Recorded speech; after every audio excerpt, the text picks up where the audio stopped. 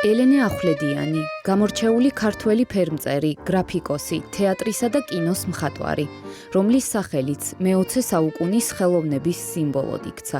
დაიბადა თელავში 1898 წლის 18 აპრილს და მისი დიდი შემოქმედებითი გზაც სწორედ თელავიდან დაიწყო.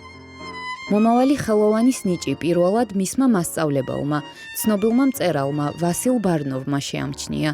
მან მთელი კლასის წინაშე იწინასწარმეტყველა გოგონას მომავალი და უთხრა: ქართველი ქალი ბუნებით მხატვარია, შენ კი ხატე, ელენე, ხშირად ხატე. თელავი თავის მხატვარს ელოდება.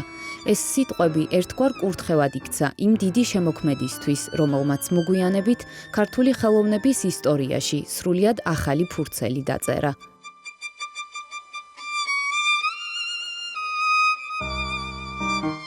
1922 წელი გარდამტეხი აღმოჩნდა. ახალგაზრდა სტუდენტი სტიპენდიით ხელში ევროპის დასაპყრობად მიემგზავრება. ჯერ იტალიის მზით გაჯერებული ქუჩები, შემდეგ კი ხელოვნების გული, პარიზი. წარმოიდგინეთ კოლაროსის აკადემია, სადაც ელენე ქეთევან მაღალაშვილთან, ლადო გუდიაშვილთან და დავით კაკაბაძესთან ერთად ქართულ შემოქმედებით ეპიცენტრს ქმნის.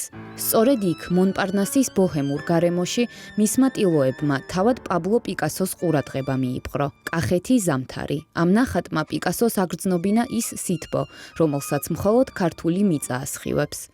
პარიზულმა პრესამ და კოლექციონერებმა, მათ შორის პოლ სინიაკმა აღიარეს. დაიბადა ახალი ვარსკვლავი, რომლის ფუნჯი ერთდროულად ევროპულად მოდერნისტული და ეროვნულად მძაფრი იყო.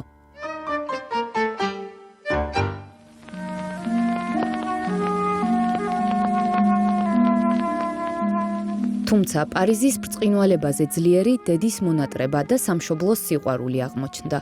საქართველოში დაბრუნებული ელენე სულ სხვა მისიით აღიჭურვა. მან დაიწყო ძველი თბილისის გადარჩენა.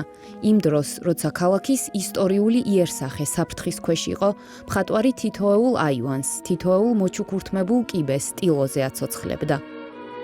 დღეს ჩვენ ვამბობთ ელენეს თბილისს, რადგან მან შეძლო ქალაქის სულიერი პორტრეტის შექმნა.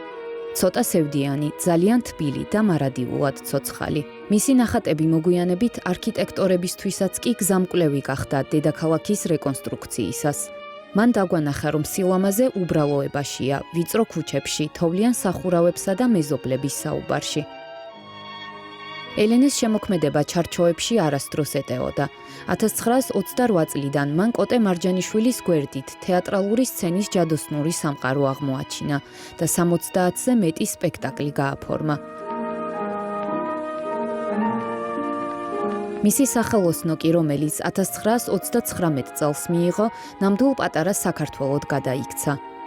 ეს არ იყო მხოლოდ სამუშაო გარემო, ეს იყო კულტურული ჰაბი, სადაც იკრიბებოდნენ ეპოქის გიგანტები, იმართებოდა კონცერტები და სწორედ აქ იბადებოდა ახალი იდეები, მათ შორის ბავშვთა შემოქმედების პოპულარიზაციისა და ქალ მხატვართა გაერთიანების შესახებ. 1971 წელს ის გახდა პირველი ქალი, რომელსაც რუსთაველის პრემია მიენიჭა. თუმცა ელენესთვის მთავარი ჯილდო ხალხის სიყვარული იყო. ელენე ახვლედიანი 1975 წელს თავისივე ორგანიზებული გამოფენის მსვლელობისას მოულოდნელად გარდაიცვალა. სერგო ფარაჯანოვი ამბობდა: თბილისი ჩემთვის ელენე ახვლედიანია. და მართლაც, მან მოახერხა ის, რაც მხოლოდ რჩეულთა ხვედრია, გამხდარიყო ქალაქის, ქვეყნისა და მთელი ეპოქის სიმბოლო.